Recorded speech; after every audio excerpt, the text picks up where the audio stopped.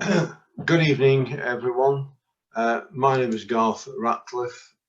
This presentation about the Pretoria pit disaster is based on a booklet written by Pam Clark, former president of Westhoughton Local History Group, and she unfortunately died about a couple of years ago. In addition, there are some slides from a presentation by David Owen, a former mining engineer who was a member of our committee, and information from Alan Davis's authoritative book, The Pretoria Pit Disaster. We have on the front page also a painting by watercolor painting by Tom Newton of the scene at the pit head immediately after the explosion. Right, the Pretoria pit disaster was the worst in terms of number of deaths in Lancashire and the third worst in British history. That on the left is an image of the book that Pam Clark wrote, and I've got many of the facts that I'll be quoting you today from this book. This was first published for the centenary of the Pretoria, and we've had a reprint last year. If anybody wishes to purchase this book, then I think you could probably obtain a copy from the reception desk in the Westhoughton Library, or if you contact us through this email address, hyphenhistory@gmail.com, we will sort that out. There is another excellent book on the Pretoria pit disaster, also written in 2010, by Alan Davis, who is an absolute authority on coal mining in Lancashire. Alan does guided tours of the Pretoria site, and his contact email is listed there. That email will be shown again on the last slide, so you don't need to panic about copying it down. There is another important source of information that you should know about. In Westhoughton Library, there are 2 display cabinets full of Pretoria exhibits, and I shall refer to those later on. So this presentation has some structure to it, and we're trying to answer a number of basic questions. Where was the Pretoria pit located? What was the nature of the disaster? Why did the disaster occur? What was the impact on the local community of the disaster? And did any changes in mining practices arise? Did any good come from the event? So I forgot to mention, there will be time for questions at the end, or additional points that you may wish to make. So Hulton Collieries number 3 and 4, that is the Pretoria pit. And number 3 shaft is on the left here, number 4 is on the right. And we see on the scene some coal wagons with the Hulton name on it. A more famous picture, photo, famous because of the cracks in the glass at the front. Again, this shows number 3 and number 4 shaft and the Hulton coal wagons, and it shows a rail connection over top to bring coal from the tubs up through the shaft and wheel them along here and empty them into the wagons that can be taken away by rail. Some history about the actual pits. The shafts were sunk in 1900. The official name of the pit, Hulton Colliery Bank, pits 3 and 4. The popular name was Pretoria because the shafts were sunk at the same time as during the Anglo-Boer War in South Africa, the British captured the Pretoria city in 1900. The proprietors were the Hulton Colliery Company, and the general manager was Alfred Joseph Tong, a name that we shall come across later on. The full day shift had started to work at 6:30 a.m. in the morning. 898 men and boys accessed the workings at various seam levels via both shafts. The men entering number 4 shafts were mostly to survive the explosion due to geological difference in the coal dust there and having separate ventilation systems. That will become a bit clearer later on. The disaster was caused by an explosion which occurred at 10 to 8 on Wednesday, 21st of December 1910. And we know that for a fact because the watches of several victims stopped at that time. And the incident occurred about 300 yards below the surface at the level of the yard mine. I'll explain what the yard mine means in a minute or two. Now, many of the pictures that I'll be showing you, photographs, are from newspapers, so the quality isn't great. So this is a typical newspaper photo where you can see the back coming through. But it's just a different view of the number 3 shaft, number 4 shaft, and the powerhouse. Even in 1910, considerable electricity was used for various functions in the pit. Electricity was used for lighting, surface extractor fans, conveyor belts, ventilation fans, coal cutting tools, and haulage of coal tubs. The lifts, cages in the shafts were powered by steam winding engines. They had to be powerful to raise the coal tubs to the surface.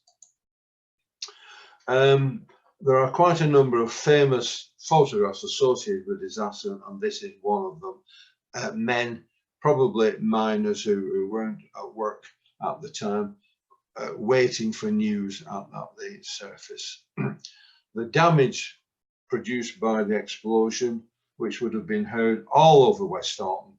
Some of the damage is shown there, some more damage here, and yet more at the top. And again, men waiting for news. This bottom right-hand corner picture shows the winding gear for shaft number 3 has been damaged, so that was out of action completely. This is a very famous telegram from someone telegramming the Earl of Ellesmere in London, informing them about the explosion. The Earl of Ellesmere owned the Ratcliffe pit and all the land south of Salford. There has been an explosion this morning at the Hulton collieries. I've just returned from there. All possible aid being rendered from here. Did not see Walworth, who was below. Why again later. So presumably Walworth was one of the managers on the ground. Now the time of this telegram was 10:55 the same morning. This is quite an informative sketch of the location of Pretoria. We'll start with the location of Pretoria at the bottom here. That horizontal line there is more or less the Atherton border. So that's number 3 and 4 pits, Pretoria. Here we have Newbrick Road, St Helens Road, Hulton Lane Ends or 4 lane ends, the A6 running along here to Checkerbent. And the Hulton estate owned all this land, and the initial attempts at mining were in this area here, and this was why the Bolton-Lee Railway was built, running from Bolton from this Pendlebury fold. That the coal would be loaded onto the railway at that point. And some of you may be aware of the Bolton-Lee Railway. Initially, it went over the level crossing in 1828. Then in 1885, sorry, it went under the road to reduce the climb up here for the train. So the whole of the land slopes down from the A6. And as we know, when we've gone down Newbrick Road, it does slope down considerably. Then levels off at the bottom here. Right. So as I said, all this was the Hulton estate, and we know, getting up to date, Peel Holdings have purchased this land and are planning to develop, build housing there and a golf course somewhere on the rest of This is a more detailed map of the same area. So again, we've got St Helens Road, Newbrook Road, and going down to Atherton. This here is the border with Atherton, and this is the railway that I've already referred to, showing offshoots coming down to Hulton College number 3 and 4. Now these black lines are interesting. They are where the seams or mines were being worked on at the time of the explosion, and you might initially think, well, they're a long way from the actual shaft, and there would be, of course, tunnels reaching those. And as I've said previously, some of the workings actually went under Newbrook Road. So Brenda, that might be a problem for you. It might be under your house. Right. So some information about this map. So this is a scale map, the 1909 Ordnance Survey map. I'm not going to go through all these detail, but just to point out, this number 9 is the North Plodder number 1 face. That's where the explosion is took place. So quite some distance from the other workings. This is a more detailed map of how the coal was transported away from the mine. That will be number 3, shaft number 4, so that the coal and tubs will come up the shaft and be loaded into wagons and taken away by the trains here. Any sort of non-coal materials, soil, dirt, rock and stone, will be taken further along and dumped at the end here. So the rest of the Hulton estate was woodland and grass. It was the bottom end of the Hulton estate where this pit was located. In fact, there were 5 coal seams at the Hulton colliery, and I'll show you some details of these. The depth of these, we can see them easier on this sort of sketch here. So we're going to be particularly interested in the Plodder mine and the Yard mine, about 300 yards below the surface. And we've also got information on here that the number 3 and number 4 shaft were only 50 yards apart, and I'll talk about that later on. So an idea of the depth of these mines was, in comparison with the Eiffel Tower, the Yard mine was about that deep, and the deepest mine was about the same depth as the Empire State Building is high. Now here we have a picture of miners at the entrance to one of the mines. We can see the rails that the coal tubs were not pulled along with the electric power. And these miners, quite surprising that they haven't got any safety helmets or safety boots on. I was under the impression, well, that chap looks like he might have clogs on. I was under the impression that all miners wore clogs. So there we are. Again, this is quite an interesting picture showing one gentleman testing for gas, and he's got safety boots on. Testing for gas there. Again, these men, they've no protective helmets on. Now, the reason why he's testing for gas up there is because methane is less dense than other gases that could exist in the mine, air, for example.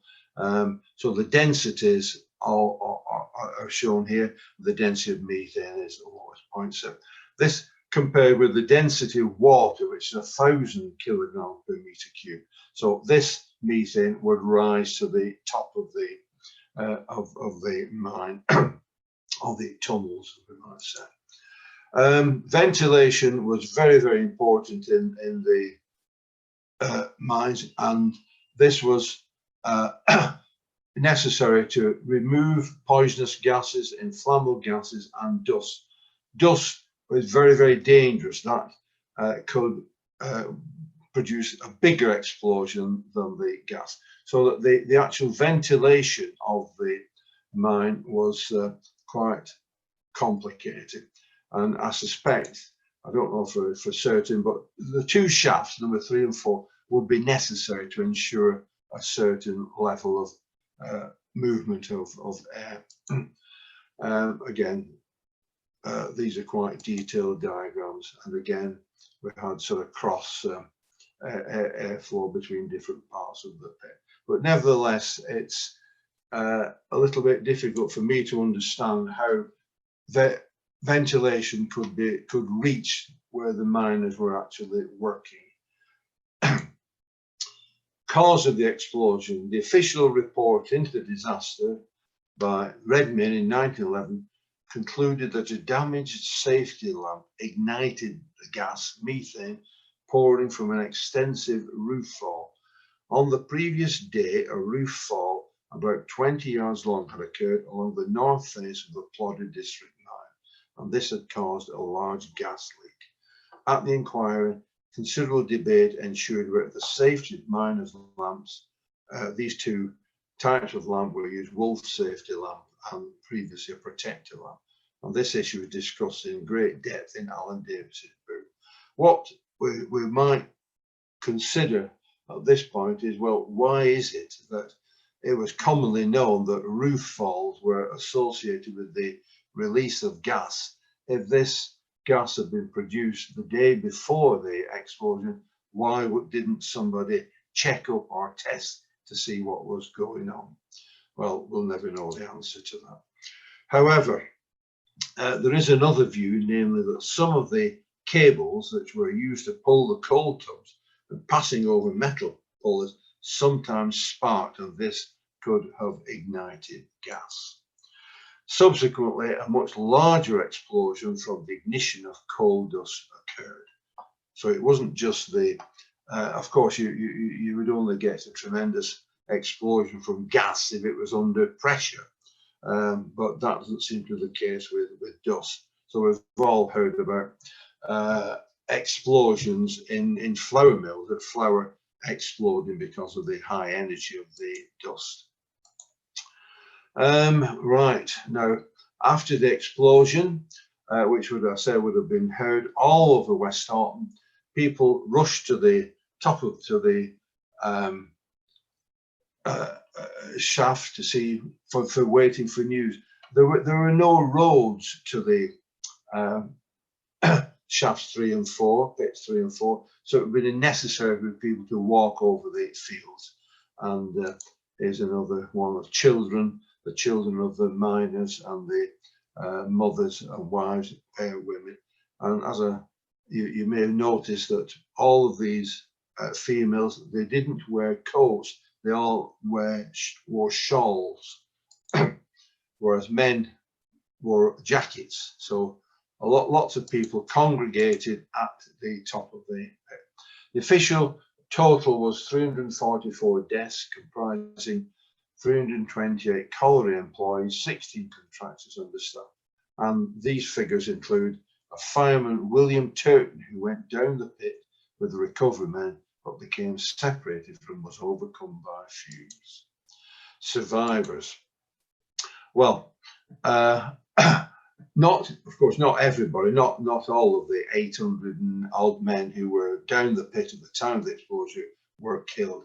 545 men were rescued from number 4 pit, but many of them were badly gassed rather than physically injured. And so that these two, J. Sharples partner, were badly gassed. John Sharples appeared on a postcard at the same time as one of the 3 Pretoria survivors, but died a week later. William Davenport and Joseph Sid were the only survivors in number 3 pit. And they are shown on this famous postcard, which is in one of the cabinets upstairs in Westhoughton Library. Now, a number like 344 victims doesn't mean much, at least to me. But what does mean much more to me is a list of names and the ages of the victims. Look at these: age 14, 15, 14, and what jobs they were doing and where they were born. And most of the people working in the pit came from Westhoughton, Atherton, Dobble, and the surrounding areas, but quite a number came from further afield, Preston. I'm not suggesting they travelled daily. This is where they were born. So quite a number of people came from Cheshire and Staffordshire.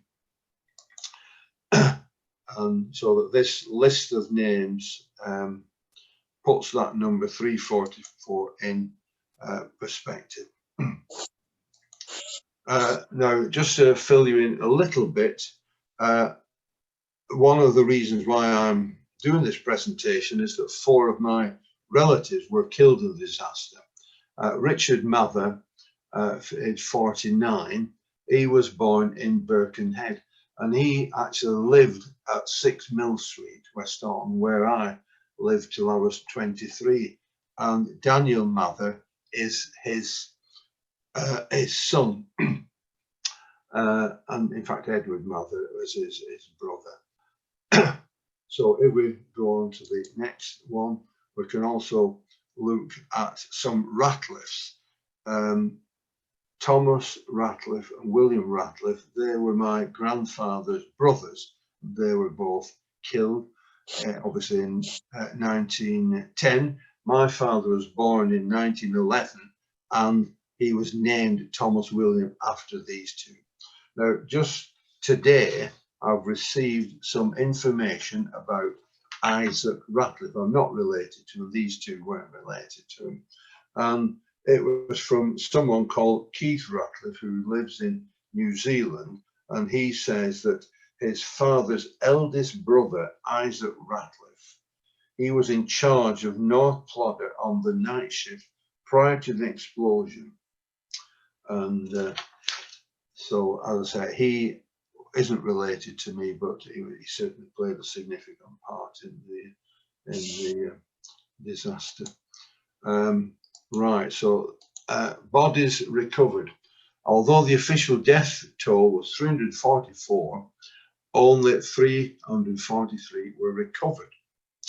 And some of those who were recovered couldn't be identified, and I presume they were the miners who were nearest the explosion. They were damaged by the explosion. And surprisingly enough, the cause of death of most miners was carbon monoxide. Carbon monoxide. Of course, we all know, we've all seen cases in the paper where incomplete burning of methane, natural gas, generates toxic carbon monoxide, and presumably that's what happened here. Cause of death by explosion, 9%, presumably those were the miners who were working nearest the explosion. 205 died in the Yard mine, 95 in the Plodder mine. So those are the two adjacent mines, so that all the deaths didn't occur where the explosion was. The last body recovered was on the 14th of February 1911, 7 or 8 weeks later, which is quite surprising. About 200 of the victims came from Westhoughton, the remainder from Dobble, Bolton, Atherton and Tilsley. 24 unidentified dead were buried in a vault in Westhoughton Cemetery, and this is the memorial to those victims. And again, as David has said, this is where we laid a wreath this morning.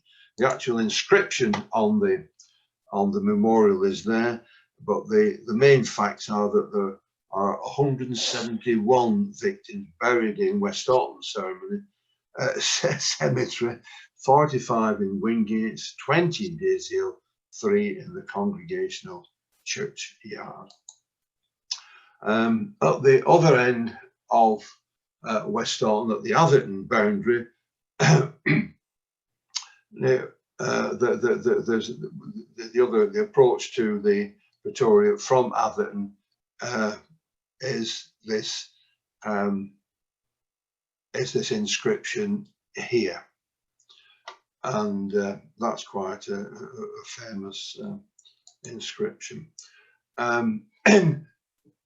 The day after the explosion, the tram drivers were amazed that there was no one boarded the tram, because all these regular passengers had been killed in the disaster. So that the tram ran from Bolton and Dobbolton, stopped.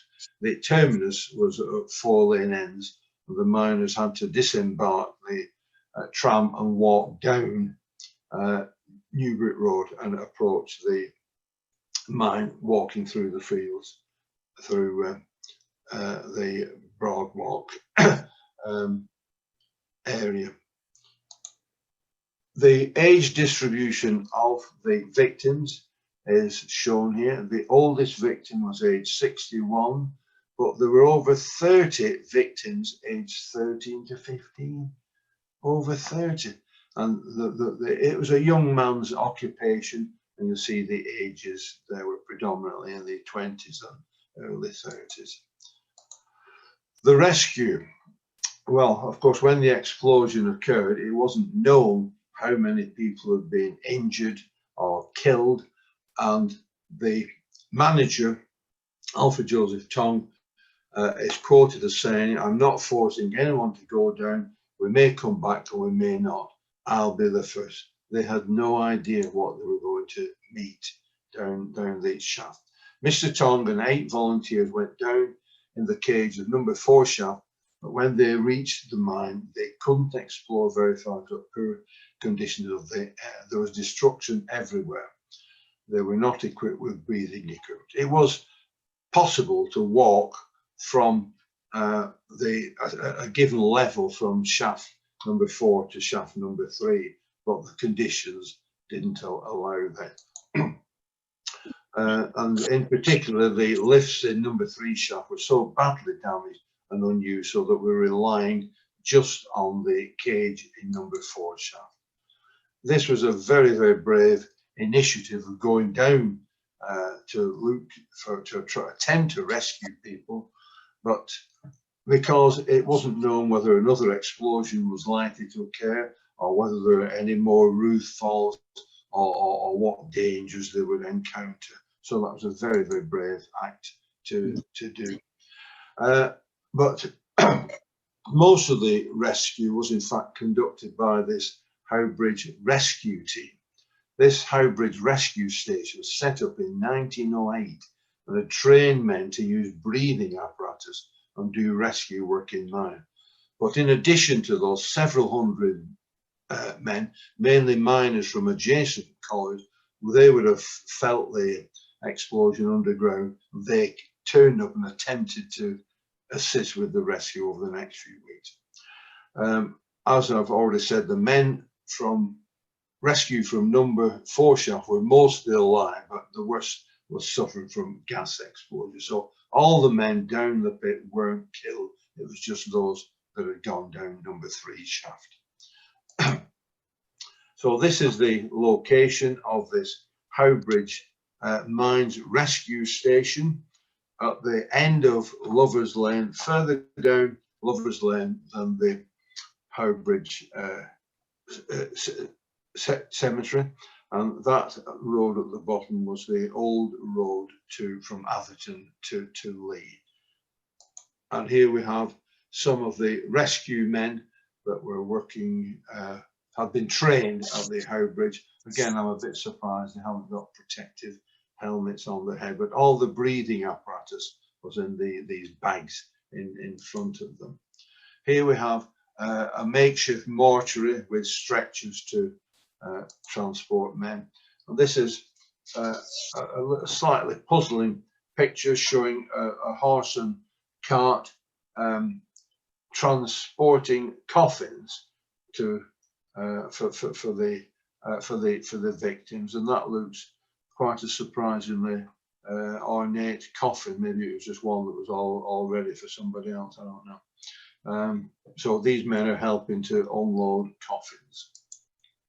This is quite a famous picture that relates to a victim, Enoch Arthur Bates, and his parents were members of the Salvation Army.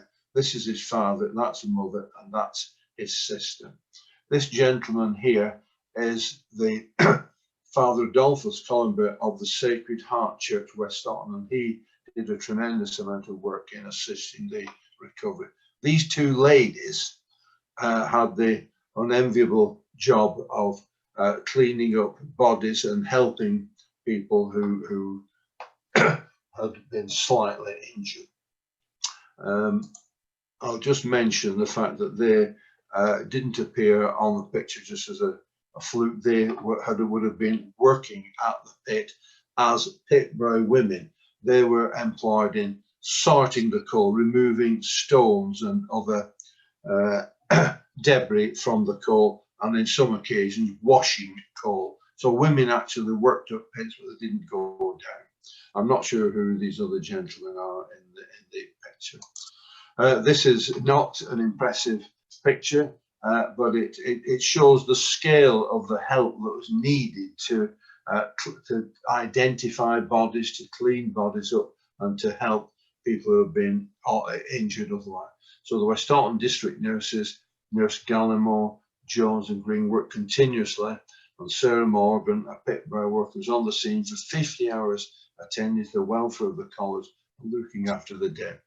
On top of the coffins were placed any articles that could help to identify the bodies. One of the belongings was a watch stopped at 10 to 8, and that's on display in Westhoughton Library.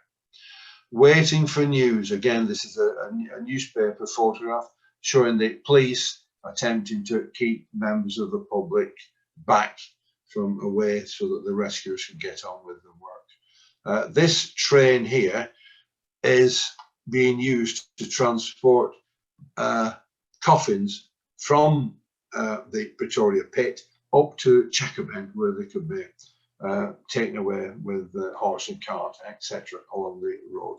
Again, we've got women in shawl waiting for news.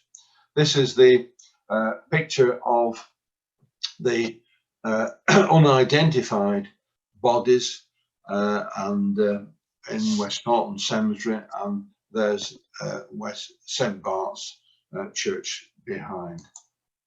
This is another picture that relates to the Mathers.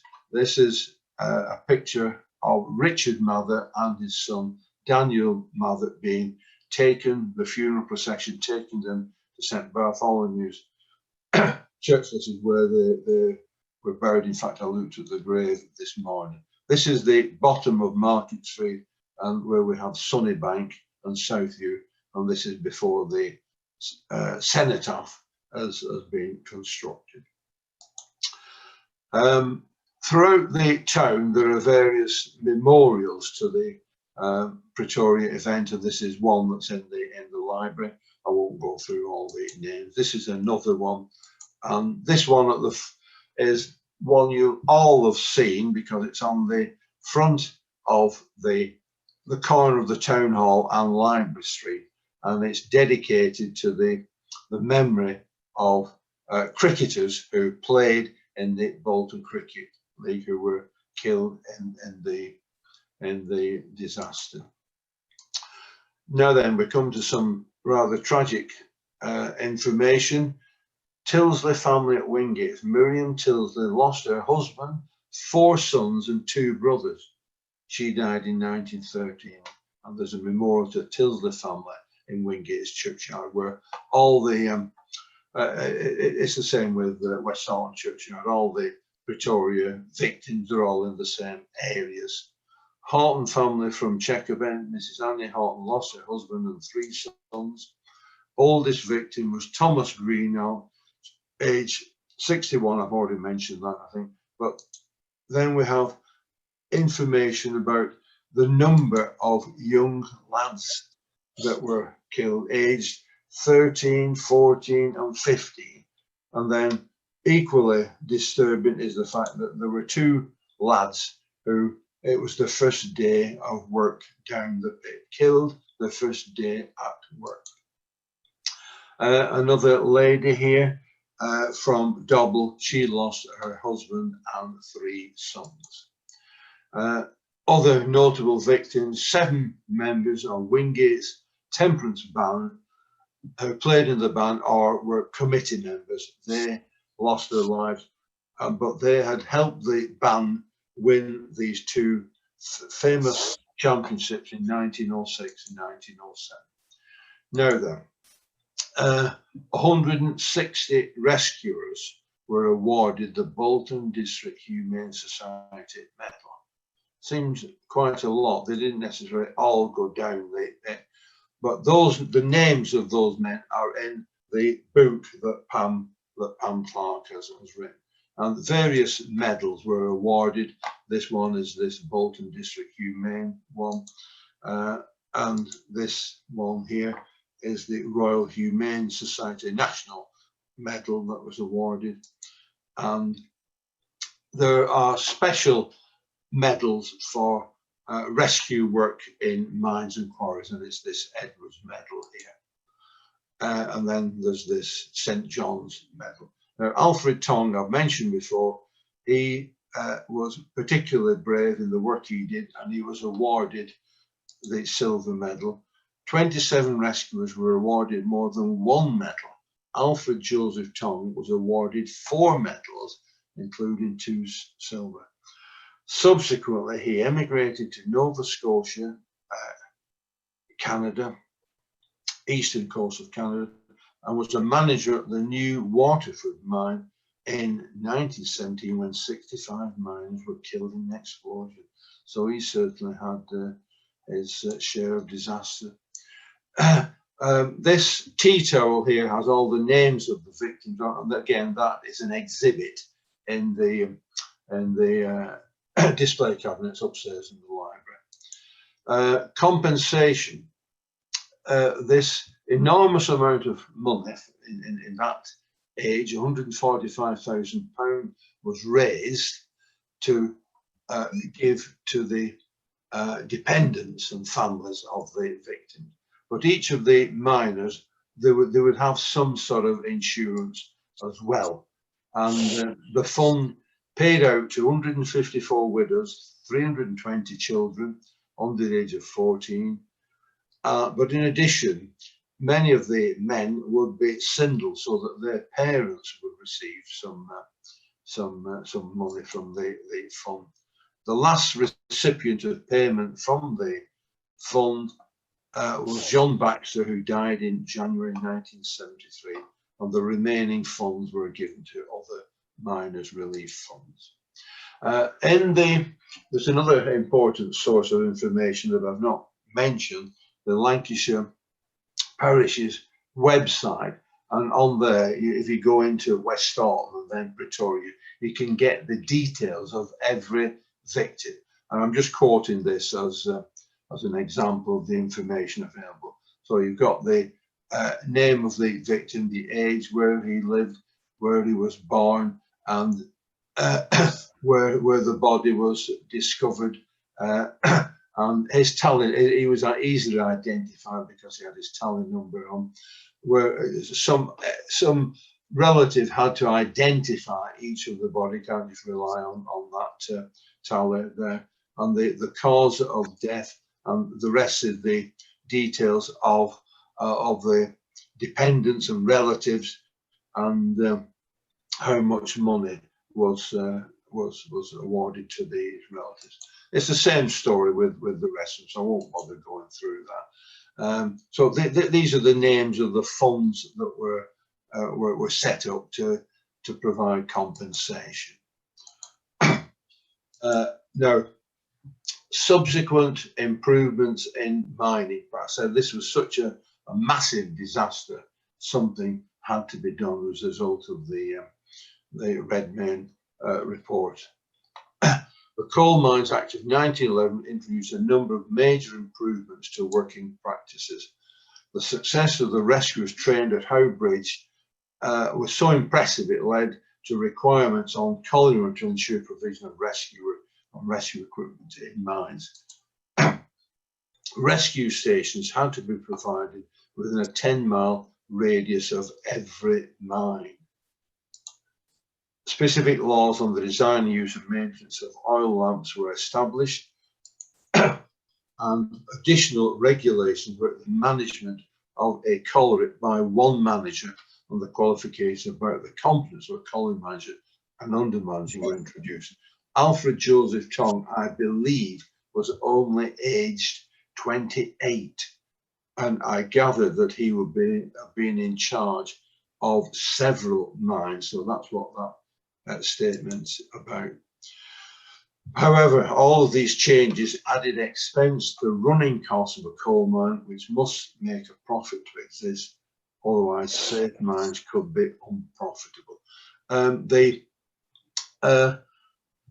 Pretoria Mine started work several days after the explosion. It wasn't finished forevermore.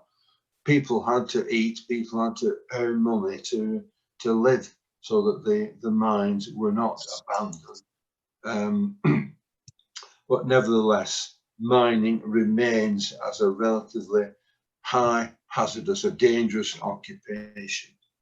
Now, somebody at the end of this morning's presentation said that they were under the impression that the ventilation in the mines wasn't working at night. And that seems to be one of the causes to the buildup of gas. You would think that the ventilation would be working 24/7, but that's what was said this morning. The Pretoria actually closed in April 1934, and that would be either the seams had run out or flooding, something of that nature. And this is a picture showing the men at one of the shafts. I don't know which it would be. There are very few remains of the Pretoria pit. There's this brickwork, and there's the capped. This is one of the shafts that's capped. And in Westhoughton, there's a memorial at Ditchfield Gardens that was erected in 2010 to commemorate the centenary. This is a miner, and the names of all the victims are behind. Again, as David has said, we laid a wreath there this morning. Now, in 2010, the Local History Group also commissioned this mural, which is again up in the library. This is pretty big. It's about 10 or 12 feet along and 5 or 6 feet high, and it shows the disaster immediately after the explosion. Coffins here, and women anxious for news. The central figure is a lad asking one of the rescuers, "Has seen me dad?" So that there was still uncertainty about the extent of the deaths and the victims. So, as I said, that mural is in Westhoughton Library, and we have services every year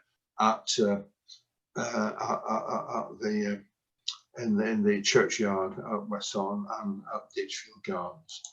Now, I said I'd give you Alan Davis's information again. There's his contact detail if anyone's interested. pitheadbass@aol.com. And I think that is all I've got to say. By all means, ask any questions.